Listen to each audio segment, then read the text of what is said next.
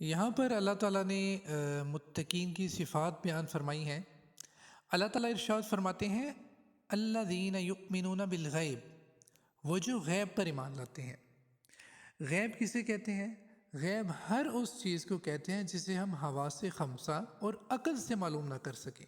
حواس خمسہ یعنی ہم اسے چھو کر معلوم نہ کر سکیں، دیکھ کر معلوم نہ کر سکیں، سونگھ کر، اس کے علاوہ سن کر، چکھ کر یا چھو کر، اور اس کے علاوہ عقل سے ہم جس چیز کو معلوم نہ کر سکیں اسے غیب کہتے ہیں۔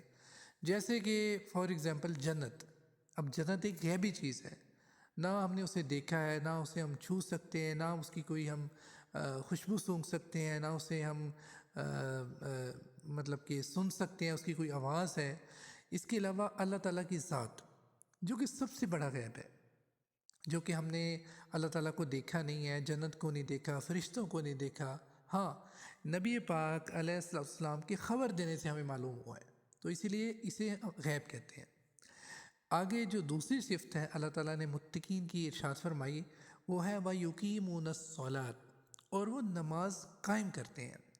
ایک ہوتا ہے نماز پڑھنا اور ایک ہوتا ہے نماز قائم کرنا۔ نماز قائم کرنے سے مراد ہے کہ نماز کو اس کی ظاہری اور باطنی جتنے بھی حقوق ہیں اس کے ساتھ ادا کرنا، یعنی ظاہری حقوق سے مراد آپ نماز کی شرائط لے لیں، اور باطنی سے مراد یعنی نماز کے اندر جو خوش و خضوع، یعنی جیسے کہ ایک روایت میں ہے، اللہ تعالیٰ کمی خدائی معاف فرمائے، کہ نبی پاک علیہ السلام نے فرمایا کہ جب تم نماز کے لیے کھڑے ہو تو ایسا تصور کرو جیسے اللہ تعالیٰ تمہیں دیکھ رہا ہے۔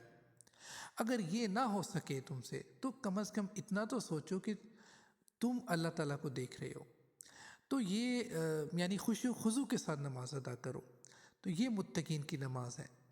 ہمارا حال کیا ہے؟ ہم لوگ نماز پڑھتے ہیں، ہمارا دھیان کہیں اور ہوتا ہے، بعض اوقات نماز میں ہم بھول جاتے ہیں، ہمیں پرانی گمی ہوئی چیزیں یاد آ رہی ہوتی ہیں، ہمارے آس پاس کوئی بیٹھا بات کرے، وہ باتیں ہمارے کانوں میں گونج رہی ہوتی ہیں، جبکہ اگر ہم انبیاء کرام علیہ السلام اور صحابہ کرام کی نمازوں کو دیکھیں تو اس کے مقابلے میں ہماری نمازیں تو بالکل ناقص ترین ہیں۔